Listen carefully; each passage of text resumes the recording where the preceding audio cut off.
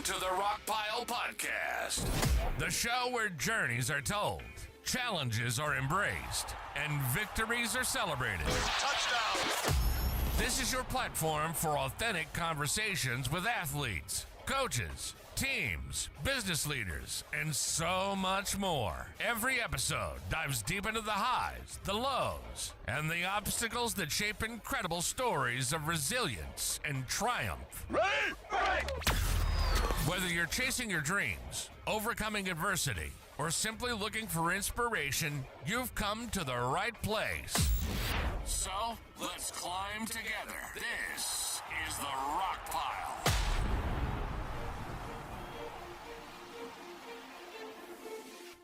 Good morning, everybody. Welcome to the Mohawk Valley Sportswatch podcast. We are back today for another episode. Excited to have on friend of the show. He comes on with us all the time.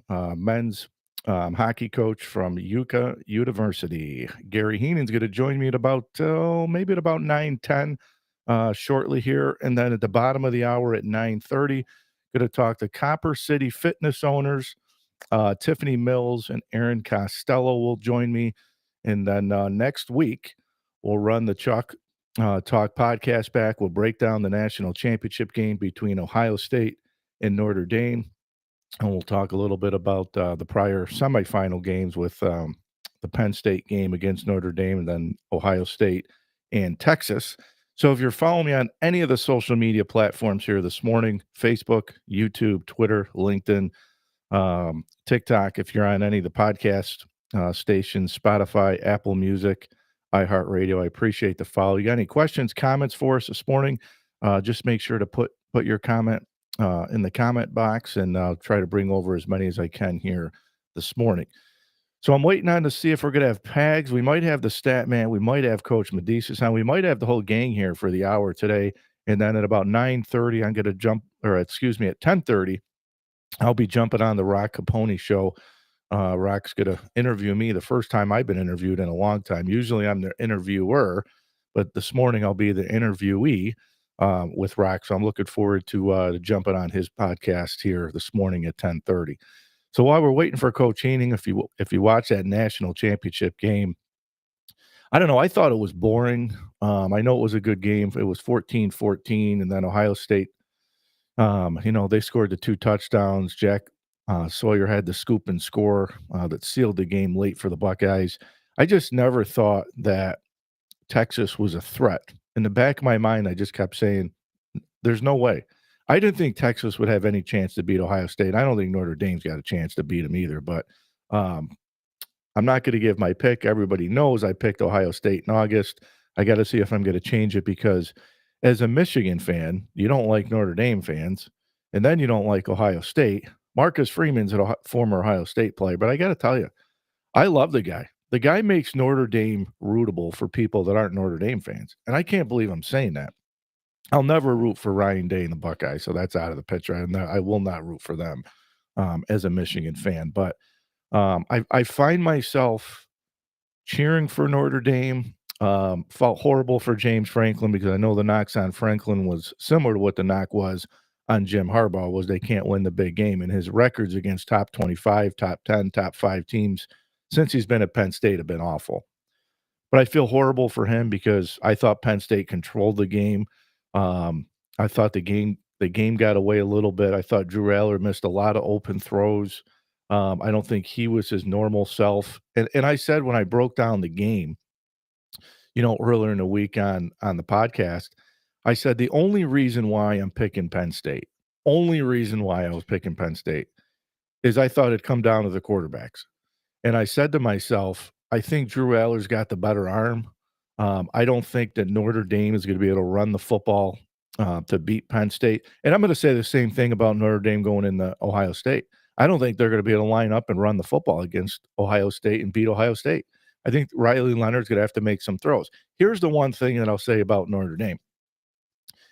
And I'm not comparing Michigan from last year that went undefeated to win a national championship, which, by the way, Notre Dame and Ohio State, if it was the 4-team playoff, wouldn't even have got in this year.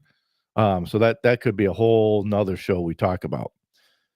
This Notre Dame team, in a way, reminds me of Michigan from a year ago. Now, I think Michigan had better skill guys last year than what Notre Dame has this year.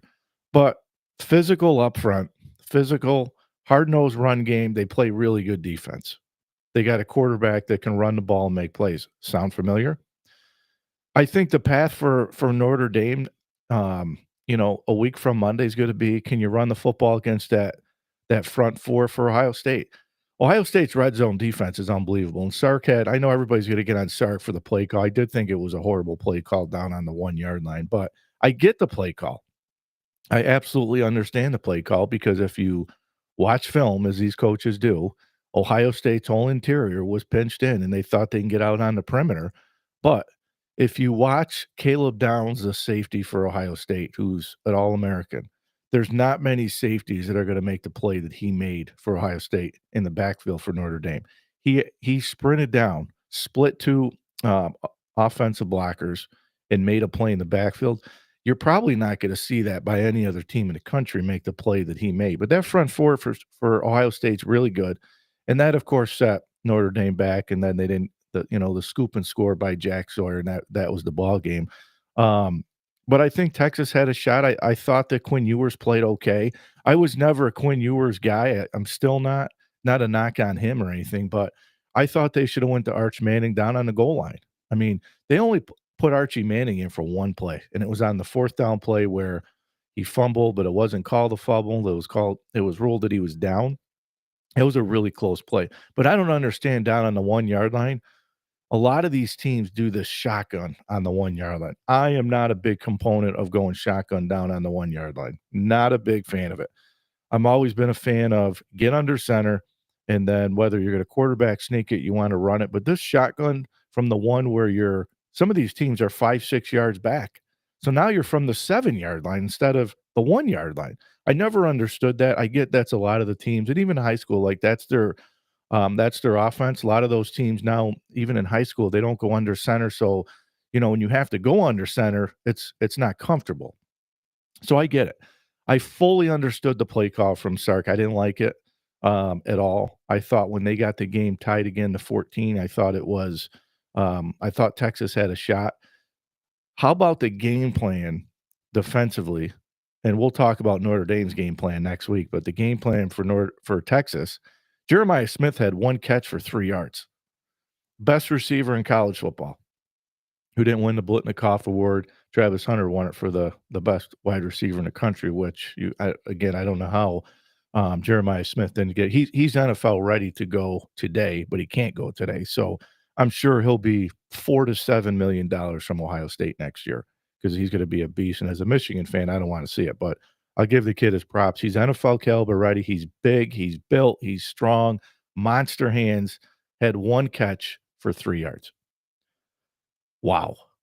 But they played that Tampa too. They had 2 safeties on the back end. They had a safety over the top of them. Now, let's give some credit to Texas' secondary because the corner for Texas, and I don't have his name in front of me because I didn't do any prep on college today. I took the weekend off to watch it. Was it All-American? So we got to give some credit to the secondary for Texas of how they played.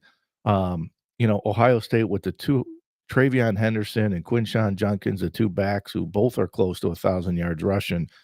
And Will Howard just hasn't, he's gotten the ball downfield. But again, when you got all those weapons around you, you really just can't make a mistake.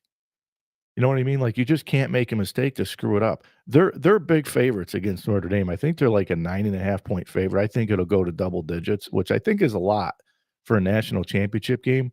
And I don't know, what's your thoughts on the 12th playoff? Was it exciting for people? I thought we had some good games. I think next year they'll revisit the seedings to reshuffle it because, again, I think Oregon had a horrible path as the top seed. So we'll hold that because we got Coach Heenan. So let me bring him on as we speak. Hey, Coach, what's happening this morning? Hey, good morning, guys. How you doing? I'm doing great. How are you this morning? I'm doing pretty well. Here at the Nexus, waiting for my kid to play a game at 10. So just breaking down some video. That's awesome. I think the last time, Coach, you were on with us, I think you were just getting out of the workout facility. Yeah. And I said, what great for a podcast, get Coach as he's working out. So that was awesome. So, Yeah. Coach, you guys are off to another good start. It was nice, I'm sure, to get back on the ice the other night against Oswego. Another really good team, a really good team coming off of a break and stuff. But what was it? I'm sure the players were all excited to get back on the ice against a really good team. Yeah, I think it, tricky with the schedule. It was the longest break in the program's history. Not ideal, to be honest with you, but I think it was a good win, a solid win. It was one we had a gut out. I don't think we loved our performance. Certainly some rust there. We weren't clicking on all cylinders. Um, we had some new bodies in the lineup, well documented, so the chemistry isn't quite there yet. So to get a victory against a very good Oswego team that had already played 2 games, we're happy to get through it. Coach, I was breaking down your guys' roster, and I looked and I see a lot of underclassmen on this roster. Is this a different type of roster for you guys? Are you guys more experienced in this year's team? I think I only counted, to be honest with you. I think you got 18 underclassmen. Yeah, well, I think last year we really surprised ourselves with the success we had. I think we had 15 freshmen last year and a huge roster turnover due to graduation. And the run we went on last year was just so fun with a young group that was just full of energy and sponges and no egos and just wanting to learn and work hard. And so to carry that over, and there's always some melt. And certainly we had some melt here at a few weeks ago at Christmas, but we've got some tremendous leadership. It's a weird roster, to your point. I mean, we're really young, but we do have 4 or 5 really good senior, super senior horses that lead the way, and those are the guys that show up every night, and they did again the other night. Coach, I know I always ask you about playing at the odd, but you guys are really good at home since you've been there at UC. Talk to us a little bit about the home field for you guys, and you always get really good crowds. And I got to tell you, I know I put this in the text to you, but my son, who is he's not a hockey player, he's basketball, football, and baseball. I think he would have wanted to play hockey, but Dad didn't play it, so Dad didn't put him on skates. It's the But way it my goes. but my son, who's 13, and my daughter, who is 8, they love coming to your guys' games. So we're at just about all the home games, and the crowd is always electric. You always fill that. What's it like for you guys to play at the Odd? Yeah, I think it's feather in the cap. I mean, we've got loyal fans. I think when the Comets came, we were threatened. We didn't think we would be able to, and nor did Rob Esch, by the way, be able to carry two programs at the level we do, and we couldn't be further from the truth. Both teams draw very, very well, and I think for us, we've been able to compete with that crowd that they get because of the level of success we've had, and so it's been great. It's 2 different ticket prices. There's obviously different styles of play. And to be honest with your listeners out there, we had some negative feedback because we didn't use the video boards, I heard that. dashboards, and that's strictly just so people out there know. We kind of have to run our own event through our own people, and so we have to get like a student to train on how to work those video boards, and they should be in use this weekend when we play at home. So we're excited. Rob certainly was like, "We want you guys using them." That's why we got them. So as good as the venue is, it's about to get a lot better for Utica University. And coach, the last 3 years, you guys 24-3-3, 25-3-1, 25-3-1. And this year, I know every coach would say every team is different. How's this team different than some of those teams that won over 20 games? Yeah, I think this one is we're still trying to find our way a little bit. I think we need a little more depth at scoring up front. Like I said, we had quite a roster changeover with 4 guys moving on and 4 guys coming in. Those are challenges in itself. Wasn't loving our goaltending before the break. And that wasn't necessarily strictly personnel. I think we had to make some changes internally on how we train goalies and in our culture of goaltending, and we're doing that. So every team you got to tinker with a little bit to light their fire, and I'm not sure we're there yet. We go back. We're done with our non-conference schedule, which obviously we're thrilled with how we perform there. sets us up for a good finish going back into the UCHC. And everything's home and home besides the tough Chatham weekend, traveling out there for two. But I think we have the pieces to compete again. We're still just tinkering with things on how to best put those pieces together. Coach, I feel like the last couple of years, especially last year, I thought you guys played some really good hockey down the stretch towards the end of the year, heading into not only just a conference tournament, but then, you guys get into the NCAA tournament. You have the win over Plymouth State, and you guys ran into, I think it was Hobart, the number one team in the country. But I feel like you guys played really well down the stretch the last couple of years. And is that big for you guys now going into the non-conference or your conference schedule, and then heading into the tournament? Yeah, it's you get into about 7 week sprint right now, where it gets really busy. Every weekend you've got two against a different team. Um, we have a Utica University brand, and sometimes you got to switch that brand if the personnel doesn't fit it. But the last 2 3 years, the brand stayed the same, and we're really trying to get this team to execute the brand we want to play, which is a low possession game, to wear teams down, to have the puck on your sticks 65% of the time, 70% of the time. We have maintained we're dominant on faceoffs. Our power play opened the year. I think we're still top three in the country on power play, although we had a rough night the other night.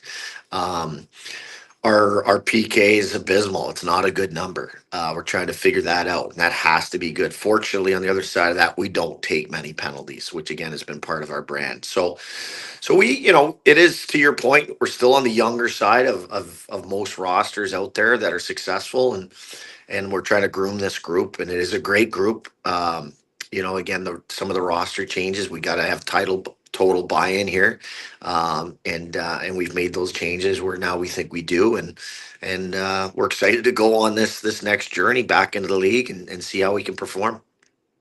And coach, I always say as a coach, it's great to surround yourself with good people, and I mean good assistant coaches that put in the time and the effort. And you're surrounded by coaches for you, which I think is really cool that played for you, which is even better. But what's it like to have some former players that are coaching with you? You got a great staff. Yeah, it's the staff is different as well, just because I do have two guys that played for me, and Adam Decker and Nick Darian, and both goaltenders. So when those goalie numbers weren't great to start, they're feeling the heat, and there's some pretty heated conversations in here. But the nice thing about guys that played for you is they know you in and out. They know what pushes your buttons. They know what gets you excited as well. And so we can play off each other. And Nick's been great. He's been with me, as the full time guy, I think 5 or 6 years now. So we've got an unbelievable chemistry and trust each other on day-to-day things. So we know our roles and what we have to do every single day. And it's not a head coach, assistant coach, hey, you're doing this today.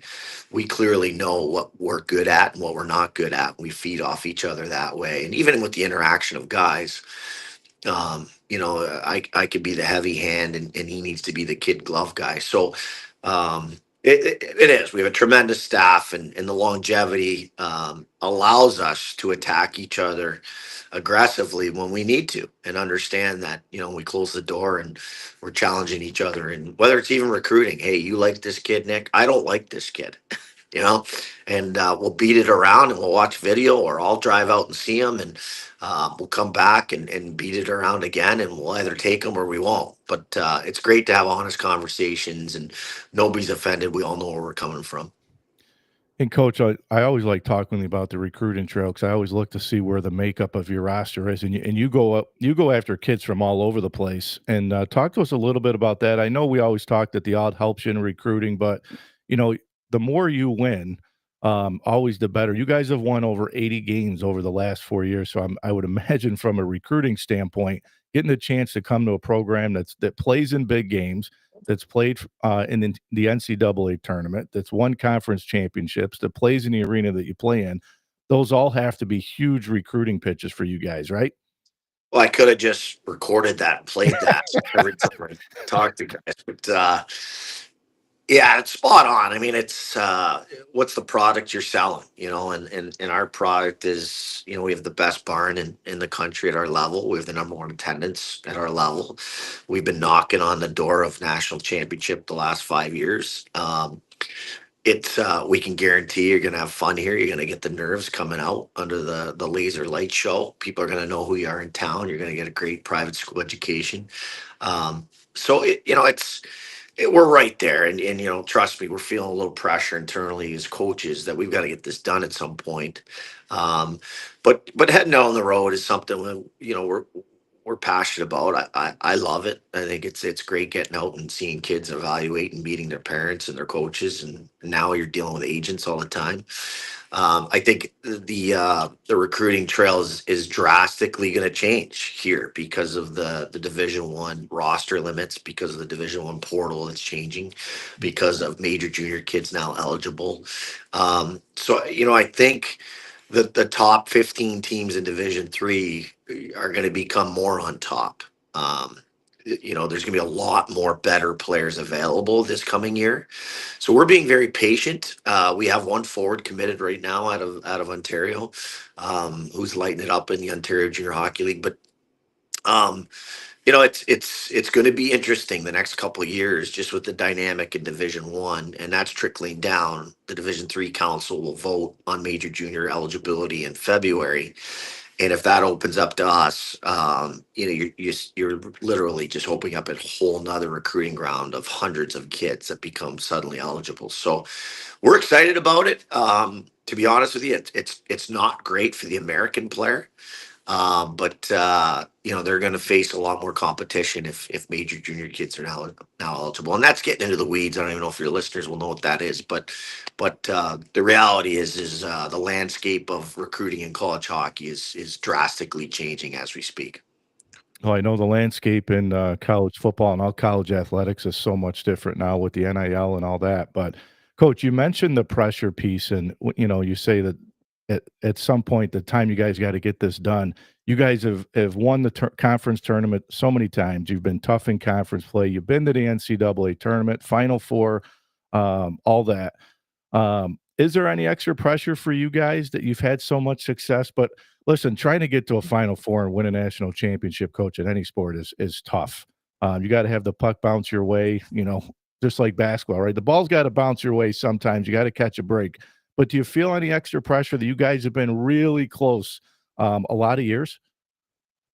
Yeah, I think it's in pro sports they have the luxury of these 5-7 game series, and I Yep. think you would agree that most times the better team wins. Um, when you get into any college sport, it's a one gamer. You're right. You do need a hop. You need a bounce. You need to be healthy going into that game. Um, where is the game? What's your travel? How was the hotel? There's so many different factors that go into it. But in the end, it's about performance and getting it done. And the reality is we've fallen short each time that we've gotten to that place. So, and boy, if we had some bad goals and bad bounces, and we have, we really Yeah. have. It's been gut wrenching. But is there pressure? Yeah, there is. But I wouldn't want it any other way because we put ourselves in those games, and it's great to be in those games. So hopefully we're there again, knocking at the door this year. And it's Brian Scoville. He's a fifth year guy here, and he's been in the tournament, I believe, 4 times. And this is his last kick of the can. And will he be feeling some pressure? Yeah, he will, because this is it for him. So together we'll put our arms around each other and put a plan in place, and hopefully we can get it done. Coach, the last thing I wanted to ask you that I saw come out, the Notre Dame Hockey Academy that was announced here, and I was taking a little bit of a dive into. I know you're part of the leadership team with Rob Esch and some others. How great is that going to be for the area? Well, I think it's a really exciting project. It helps bring in an unbelievable level of athlete into this town. It's going to again fill some ice time at the Nexus during dead periods in the afternoon. It's certainly going to help revitalize Notre Dame as a prestigious, institution in this town. Um, and it's just kind of the way that the landscape again has gone for kids that once they become like 14, 15, we're always encouraging play as many sports as you can. And if you want to play collegiately, it's at about that age where you better choose your sport, specialize at that sport. And so that's what these academies are for. You got to be a hockey junkie. You've got to be an elite hockey athlete at that age. And basically your class day starts at, regular time, 8 a.m. You're gonna go to class till about 1 o'clock, and then you're going to switch over to hockey, and the next 5-6 hours of your day every single day is on hockey. And so we're excited about it. We're excited to introduce it, not only for bringing in kids from all over the world to this community, but to allow local kids that have been leaving this area for 30, 40 years to become better. They'll be able to stay right here now. So it's a really exciting project. Justin Allen, who was an All-American defenseman for me, is going to coach the U15 team for the boys. Brian Grady, we were college teammates at Hamilton 30 years ago. His dad is my mentor and longtime coach over there. Got my career started. He's our U16 coach, and he coached collegiately for 15, 20 years. And we have not announced our U16 women's coach yet, girls coach, but that's one you're going to want to cover once we do, because there's some local flavor there, and she's just in a contract right now where she's unable to announce, but we're very excited about who we've got lined up for that position. So we'll have 3 teams year 1, and then year 2 we'll add the U18 and U19 girls. So it'll be 5 total teams, about 100 to 120 athletes in this town going to Notre Dame, and just a really exciting project. Yeah, it's definitely going to be exciting for the area for sure. Well, listen, Coach, I appreciate you've been coming on. I think you've been coming on with me now for at least the last 8 years, and I can't thank you enough. I love having you on. I wish I had more time to do it, for sure. But good luck the rest of the way. We'll be at all the home games. Yeah, it sounds great. I love the Vine. Have a super Sunday, and we'll do it again. You got it, Coach. Good luck. Have a good weekend. All right, take care. So that was Coach Gary Heenan. I'd have to go back in time, but I started the radio about 8 years ago on WKL 1450, and Coach Heenan was one of our first guests when we started covering Utica hockey, and he's been on with us ever since. And he's always great to talk to. I could probably do a whole hockey show with Coach and just talk Utica hockey. So best of luck, Coach, and hopefully they get another chance to play in the NCAA tournament and chase that national championship. So without further ado, I got the owners of Copper City Fitness on deck here. I'm going to bring them both on. Hopefully I can keep up with their energy here this morning. If you follow them on Facebook, they are a spark plug. So hopefully I can carry the momentum into the bottom of the hour here. Hi, ladies. How are you this morning? Hi. Good morning. Good morning. How are you both? Oh, we're energized. You nailed it. I was going to say, I have half a thing of coffee here. I really haven't drank any of it yet. So I'm hoping I can keep up with the energy that you guys bring. And it's been fun following you guys on social media. It's been fun seeing the everybody that has been coming to the gym, your classes. But I want to start there for you guys for Tiffany and Erin here. How did this journey start for you two? Where did the idea of Copper City Fitness start at? Honestly, it kind of started as a joke. And then over time, it just got more and more serious. And the more we talked about it, the more serious we got about it. And then it went from, oh, wouldn't it be funny if, to, oh my God, I think we could actually do this. And it's just grown exponentially from there. So, yeah. So I think you guys opened the gym up in, was it December? September. Okay. So Yep. when you look at from when you guys opened the gym up to where you guys are now, would you guys say that you're ahead of your plans, or are you right where you need to be? Well, a funny story. So we weren't projected to open up fully until December of last year. But we saw a need for it. We had some people reach out to us and tell us, hey, we need a place to work out. We need a place to call home. So we actually opened up a virtual program back in June. Yep. In June, we sat down and we're like, we can take on a few clients, help them through nutrition, do some virtual workouts for them, hold them accountable. So we put together all these welcome kits. We gave everybody who signed up a pair of dumbbells, a pair of sliders, some mini fit bands, and just some general guidance throughout the program. We opened up registration to about 50 people. We sold out in under 7 minutes. Wow. Which was amazing. So right out of the gate back in June, we had a member base of about 50 people. We had a bunch of people messaging us, telling us that, we missed the sign up. We really want to be involved. So we opened it up to some more. So we had 75 people. And then, we really wanted to get people more involved, more engaged. So we can only do so much virtually. So the place that we're doing our full build out in our permanent spot, they had a side spot of the building available, and we worked it out with the owner, and he let us move in, and we opened up 4 months early. Yep. So I was going to ask you guys on the location. How did you guys find the location? Were you looking at other locations? And what brought you to the place that you're at today? So we were looking at the possibility of a lot of different places. We wanted to exhaust every opportunity for what we'd be able to offer to our clients, the space that we'd need to do it in.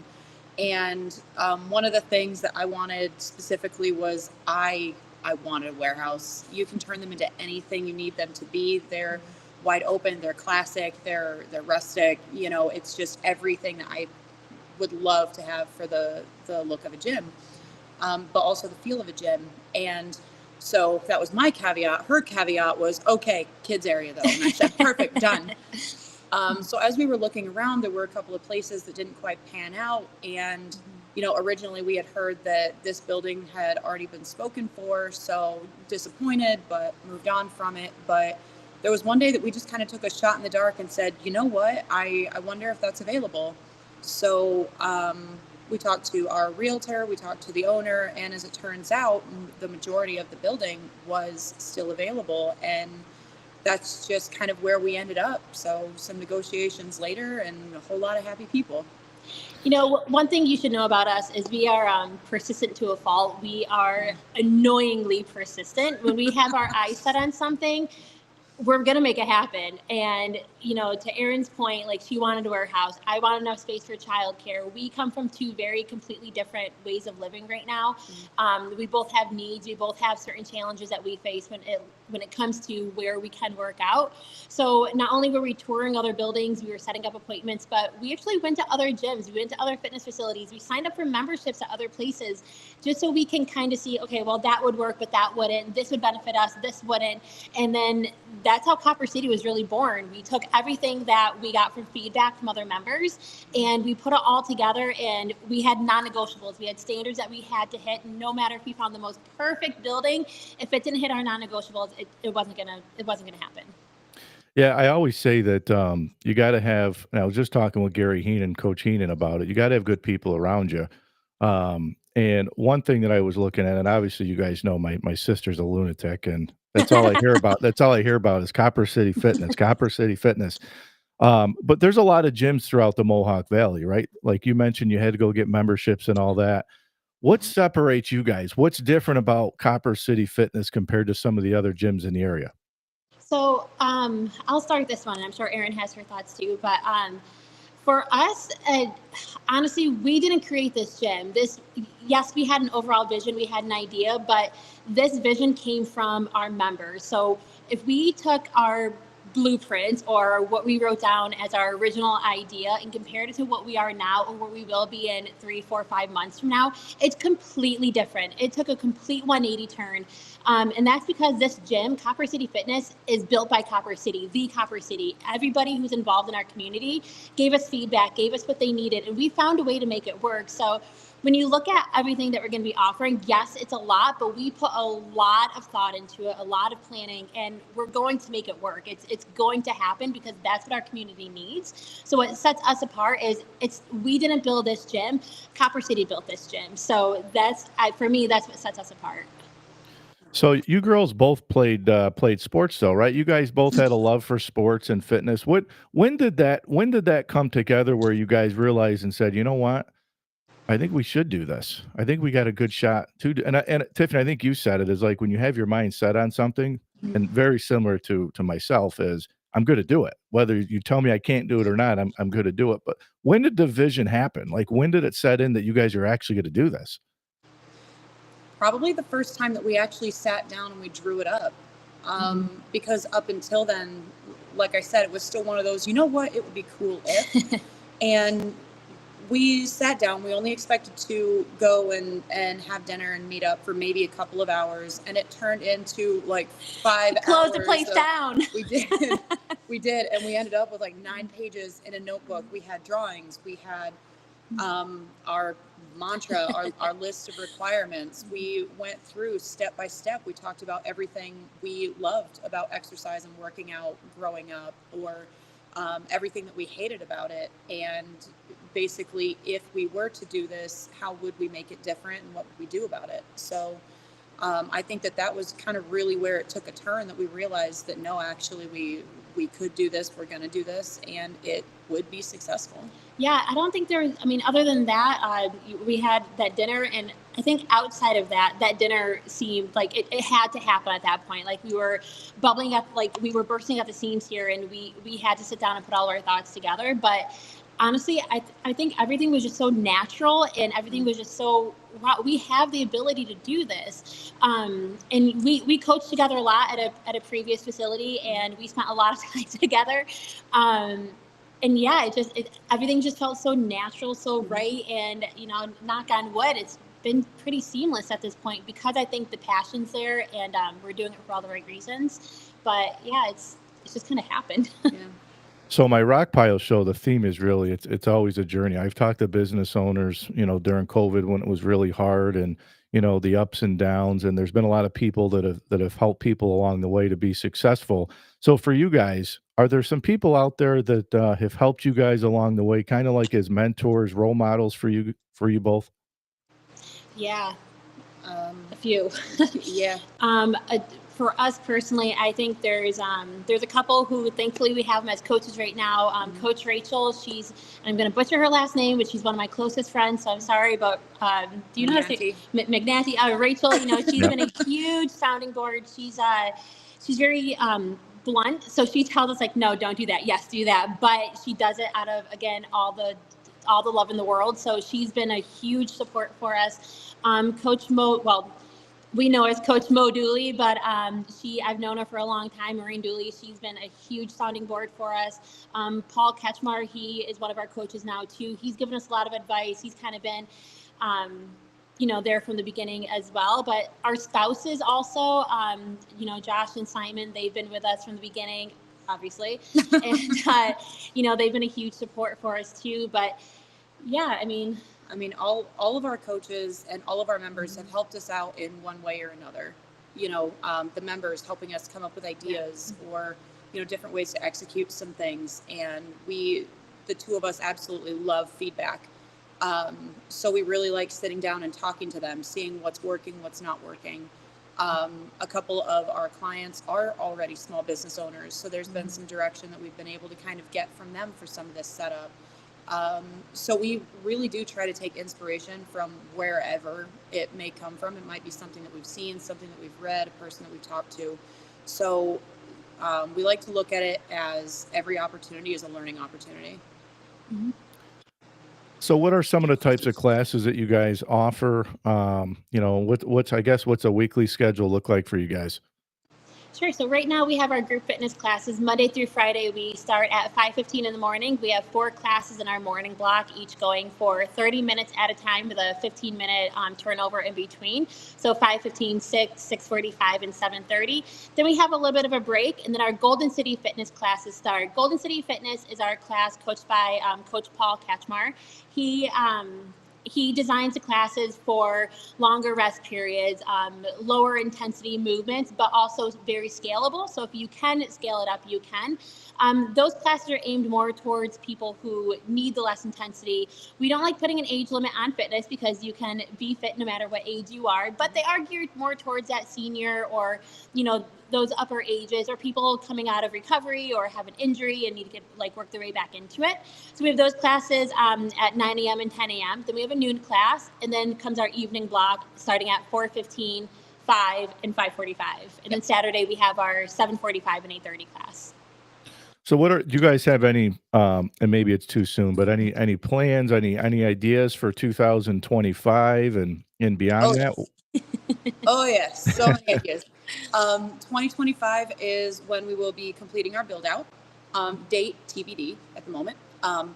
But we will be completing our build out, and we are CrossFit affiliates. So as soon as that build out is complete and we've got the infrastructure in place, we're going to start off with our CrossFit classes early this year. The childcare area, and I'll let Tiffany talk more about that because that's her baby, to kind of put a pun on it, but also a little bit of a spin. We're going to have a weight room built out. We're going to have a whole lot of different things. So 2025 is going to be a huge year for us. Yeah, and operationally, so Erin and I are the owners. We split everything 50-50, but we also oversee certain parts of the business. So as Erin alluded to earlier, I will oversee the childcare and the group fitness, and she will be overseeing the CrossFit and the weight room. Mm-hmm. And then, when it comes to supply ordering, HR, and all that stuff, we have that kind of split up too. But we're also going to have a leadership team to help oversee those programs as well. So everything is very, very organized, and we're excited. We have a lot of plans. We're also going to be bringing on a physical therapist. The physical therapist will have their own office. We are still looking for one. So if anybody is looking to branch off into their own practice and run their practice out of a huge warehouse gym, we have that availability. We also have 3 massage therapist rooms that will be built as well. So we'll be bringing on 3 licensed massage therapists who, again, run their own business out of. They have access to all of our members and be able to bring their clients into. So we have that available. We have the childcare. The price for that is embedded into every single membership anyway. So it's free for everybody. Childcare will be open and supervised during any scheduled class time. So you can come drop your child off. Even if you're coming for a physical therapy or massage therapy session, you can utilize the child care. We'll have showers, we'll have locker rooms, we will have client meeting rooms, we'll have a store, we'll have everything. You guys got your hands full. Yes, we do. Yes, we do. But we have a team ready. Your sister is one of them. We have everybody they're waiting. They're hungry for it, as hungry as we are, and we're ready. We are ready. Yeah, I think it's great because, I have 2 young kids. I mean, my daughter's 8 and my son's 13. So that's a little bit different. But I remember when my kids were younger, we'd go to the YMCA only because they had daycare there. And we couldn't do anything because we couldn't bring our kids anywhere. Yeah. So I think that's really huge. But it sounds like you girls have a lot going on. I'm excited. Like I said, my sister talks about you guys all the time. And I feel like I know you guys just through her. But the one thing I wanted to ask you guys too, and I was asking Coach Heenan this, and being a high school coach myself, I always say, again, to everybody, you have to surround yourself with good people. You got to have good assistant coaches, because if you don't have a good support staff, the head coach isn't really going to be as successful if everybody's not working together. So with you guys, with your coaches, how did you find your coaches? I know you guys, just talking to you guys here today, seem like you guys are a great fit. You guys have your head on your shoulders. You got a great game plan. Now you just got to go execute it. But talk to us a little bit about the coaches. How did you find your coaches? So they're people that we've known for years. They've all had the same types of goals that we have, not necessarily the opening the gym part, but working in fitness and working to improve people's lives for the better. So it mostly just came down to the fact that whenever we decided that we were going to open up, we started making a list of good people that we know and love and think that would be amazing at it. Yeah, and we have to have standards as well. Not, we see the good in everybody. We know everybody has really great intentions until proven otherwise. And we have had people reach out to us interested in coaching, and could be people that we love dearly, but again, there are certain standards that we have to uphold, because it's not just about, do we like them? Do they get along with our coaches? But how much of a benefit are they going to be for our members? Are they consistent? Will they show up? Do they have the right passion? Is their vision going to align with our vision? So, the core coaches that we have right now are people who we have worked out with. They're people who we've been on the fitness journey with for the last few years. So we know their intentions. We know where their passion falls. Your sister's funny because I just happened to mention it to her randomly one day, and I was like, "Oh, you'd be great at coaching." And her eyes lit up. She goes, "Yeah, I would love to." I immediately called Erin. I was like, "Okay, we can't screw this up. Shannon's on board." And we see people and we see their passion. And Shannon, Rachel, Mary, like a lot of our coaches, they're all so passionate about fitness and the lifestyle. So we snatched them up as quickly as we can.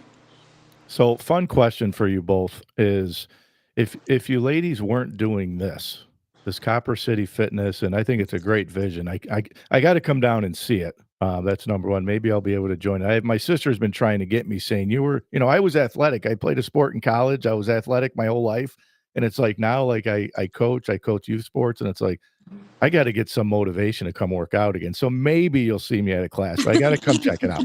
But anyways, for you both, if you weren't both involved in Copper City Fitness, what would you be doing? I can't imagine my life without it right now, to be honest. It's probably a cliche answer, but I don't know. I feel like this is something we were both destined to do. We're both people who, Copper City Fitness is not just a gym, it's a home. And we want to make fitness affordable and available for everybody. When you look at the city of Rome and the surrounding areas, we have people from all walks of life, all ends of the financial spectrum. And we designed our program specifically to hit all of those people. Before Copper City Fitness was born, and before we left our previous facility that we were both coaching with, there was a gap there. There was some time where we were working out, we were still living that lifestyle, but I don't know, it just felt empty, So I think this is just what we were meant to be. But thinking about what we would be doing, I don't know, solving world hunger, maybe. We're people who we like to help other people, and I just think this is how we found to do it. Well, listen, I think it's great for the area. I enjoy following you guys both. I feel like I know you both, again, just through my sister and talking highly of you both. We'll have to do a separate show where we have a little bit more time. We can dive into things. But if you guys ever need help with anything from, podcasts and audio stuff, social media stuff, be more than happy to help you guys out. And anytime you need it. So I wish you guys both nothing but success, and I'll be down to check you guys out. Yeah. Hey, listen, motivation's going to come and go. That's not what you're looking for. Schedule the time, be consistent, and be accountable. It's not the motivation you're looking for. Tenacity. Yes. Very true. Very true. Well, listen, ladies, thank you both for coming on, and we'll see you guys soon. All right. Thank you. Thank you so much. You got it. You're welcome. Thank you. So that was Copper City Fitness gym owners, Tiffany Mills and Erin Costello. And listen, it's anytime somebody ventures into starting a business, there's always that risk. But again, I feel like I know them both just through my sister, who's so passionate about fitness and coaching and all that. And once a coach, you're always a coach. And I think the vision that they have and the plans that they have going forward is great. They'll be successful. I know they will. And I got to come down and check it out. A lot of good gyms across the area, though. A lot of good gyms, and I saw Tiffany was promoting all the other gyms on social media. So thank you both to coming on. Thanks to Coach Gary Heenan for coming on as well, talking about Utica University hockey with me.